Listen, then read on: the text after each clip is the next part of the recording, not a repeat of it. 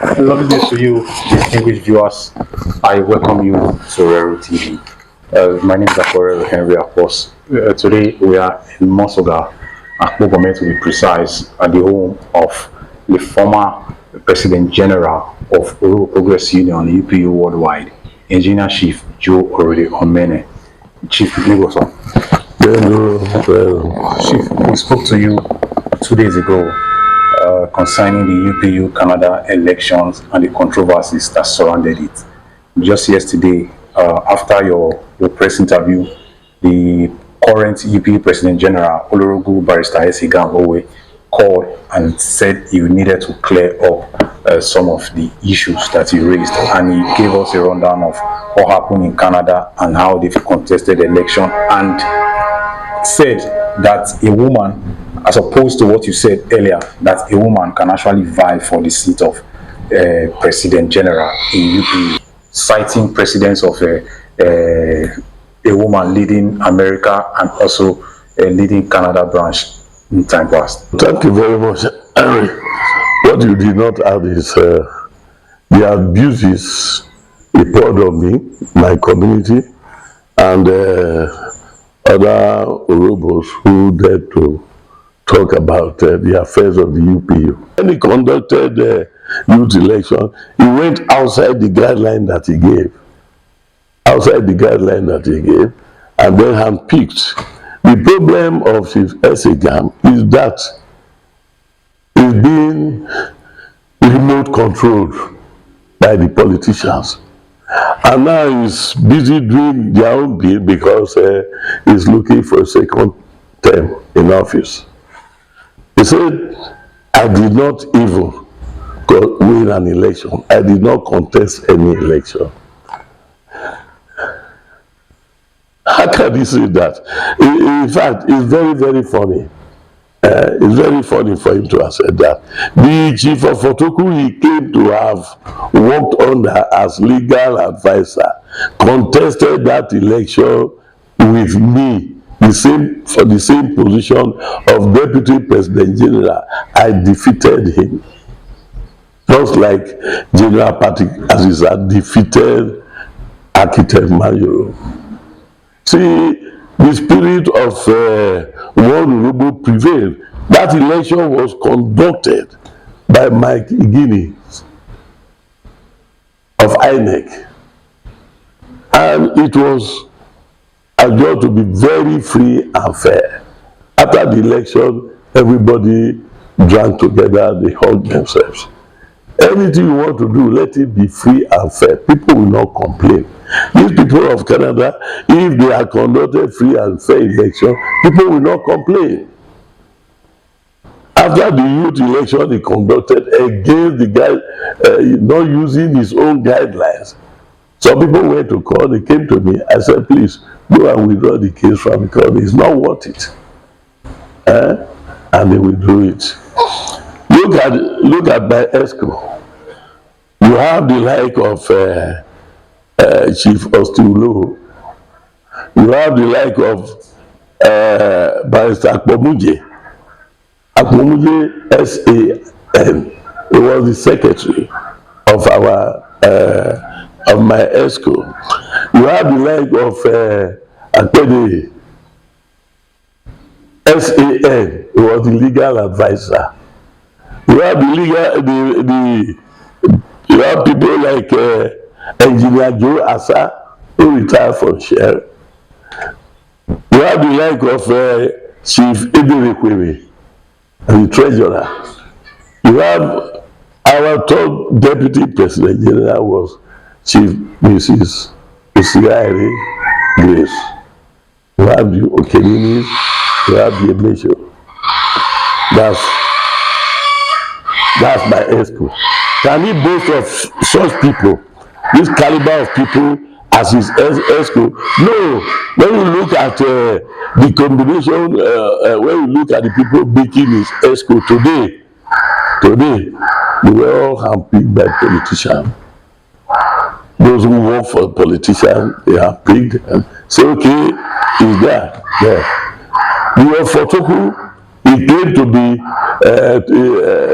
be his legal advisor. was when the politicians were not happy that we were opposing Dr. Ifeanyi Okowa and supporting the candidacy of an honorable man. What happened? They went to the king to dissolve an elected ESCO, which the kings tried to do.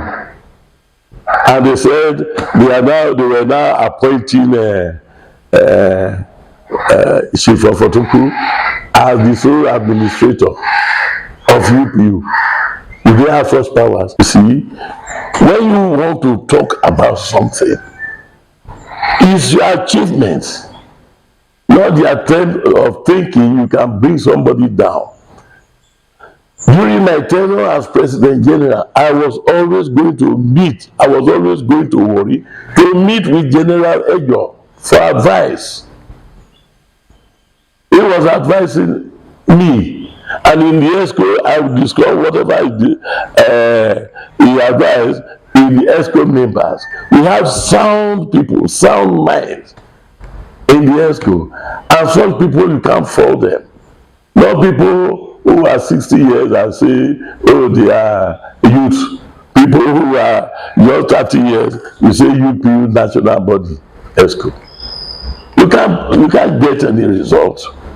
During my tenure, the short time that I was President General, I made impact, and the whole Yoruba saw it. I visited the President Dr. Goodluck Jonathan 2 times. One in government houses in Asaba, the other one in Aso Villa. And when I visited him in Aso Villa, he granted me private audience. That goes to show that he respected the Yoruba nation. This Villa group, Aso Villa magazine, I was there in the presence of UPU. President Buhari came to me soliciting for vote. During my tenure, I put so much heat on President Jonathan that we had no minister and we were the 4th largest tribe in Nigeria. He made Dr. Steve Oru at the wee hours when Urubebe went to contest and decided to contest. He made him a minister. That is how you work. When Omene, how did he become deputy senate president? The party was thinking who should be either to southeast, where to Zodito, either to southeast or south south. I wrote the presidency, addressing it to Abakari, that we supported Mr. President as President Buhari. We were the only ethnic nationality in South that endorsed him. So because of that, you should give us the Senate Deputy President as a thank you card for our effort. And they did it. During my tenure, a young Yoruba girl adopted to Burkina Faso and was forced to be prostituted. We brought her back. He came to my house here. Another Yoruba girl, Ese Gam, that was kidnapped and sent to North in the first marriage to a 40-year-old girl. We brought her back. These are achievements within the period of time that I was there. Having said that, it's not, I can go on counting. I established branches in Europe of UPU, in Asia, something that has never happened before, in Africa. And to date, I'm the most widely traveled UPU President General ever. I went to Ghana, where they formed apart from the Accra branch, they had a Kumasi. I was there. We were there for some days, celebrated with them. I went to desert country, Burkina Faso. I went to Asia. Malaysia, we refuse to recognize it, and he's talking anybody can aspire. The husband of that woman who became president in America is not an honorable man. There was the Eweya, the women body. If you are aspiring to lead as a woman, you lead the women. Talking of election, everybody delegates from all over the world. UPU came, we all went to Uyemge. And government used military truck, police, everything to block Uyemge, that we should not conduct election. The next day, we went to Okere. Before we got to Okere, they have also blocked it. They have also blocked it. Then what came to us, the constitution says such election can be held in any location approved by ESCO. Akpomuje was there, Akpede was there. They are the two legal luminaries. They said, PG, we must hold this election in your place. Just like Okumagba did when they were fighting him too, he took election to his hotel because of external pressure. Now you see Uyemge, government bring truck to see Uyemge. Then people who support that attack on Urhobo nation, as you go and say, hey, I'm sorry, I did. He can say that because he's a bootlicker. He can say that because he can do anything to please government so that he benefits. When I say government, I'm not talking of the present day government, because I know the incumbent governor, Sheriff Oborewori, we don't want to do anything to bring down the reputation of the Urhobo people, to bring down the reputation of UPU, the umbrella body. So when you talk, is that a question of talk constitution? See my achievements within a short while. What has he achieved? Achieve, do something. We are not there to begin to insult past leaders. If you advise, you insult. During my time, no branch came with all the elections they held in Bamia, in Kumasi, and Malaysia. I did not interfere in the election. I did not decide to impose anybody. So, having said that, you say, I am nobody. I am not this. I have no pedigree. You see, childish talk. Childish talk. I speak two international languages fluently: English language and German language. I studied German in Goethe Institute, Lagos, before I went to Germany to study engineering. I received my lectures, I wrote all my exams with German language. And look at you, telling me, say this, that. When I came back, I still went to University of Lagos to read business administration. I wasn't done yet. I was doing my business already. I still went to University of Benin to read my master's public administration.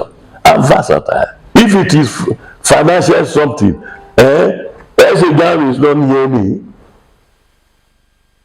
It's not near me. The two tallest buildings in Ethiopia West, 4-story building each, I own them. Our properties in Lagos, Abuja, Abaka, my properties in Abaka can fetch me over 15 million per annum. I don't have to make noise. I don't need to bootlick before I survive. That is why I can always talk. I'm talking of parental background that Akpobome doesn't know anything about Akpobome. Akpobome is the most advanced community, one of the most advanced communities in Urhobo land. If you ask the DP of Moscow or the area commanders are playing, it will tell you the crime rate in Akpobome, Akpobome in Moscow is the least in Ethiope West. Why? They are well structured. This is the only community in Uroboland, only community that the women, now there is no farmland, no this. We give any Omene daughter that is living in Akubome, we give her 100,000 to go and trade. It's not government money. Akubome community, as I tell you, is the only community that pays. If you are not Omene, you are up to 80 years, we pay you monthly allowance. If you are not Omene, in Akubome, we pay your scholarship if you get admission to any tertiary schools. Those of us God has blessed, and those in diaspora, we reach out to all of them. Let us build our community. Let us build our community. We are building a 140 lock-up stores in Akpobome. No cover of government is inside. We have roofed about 3 out of the old structures. And you talk my hamlet. If other communities can take a cue from the administration of Akpobome and the head of the administration. I went to Europe, I studied there. I know how the white people develop their people. Why can't we do the same thing here? He's talking of parental background. Let me tell you, Professor Jackson Omene is the first pediatrician of UBTH, and the whole pediatric block in UBTH is named after Omene. Scott Omene was Nigeria's former ambassador to Pakistan, India. David Omene was the first black Nigerian to become deputy managing director of Shell, and he became the managing director of NDDC. What are you talking about, Omene? There are Omenes everywhere. They are all from this Akpobome that is trying to say Hamlet. So, Ese Gam, my advice to him is that he should focus on how to improve the UPU. Let the people benefit from his president generalship, like I have been counting. You don't do that, you are destroying the patriotic zeal of Urobos outside Uroboland. Those in Uroboland you destroy. Those outside you want to do because of your politics and myopic behavior, you want to destroy. Now, talking of a woman being this, well, if a woman was to become the President General of UPU, that was the provision made for women.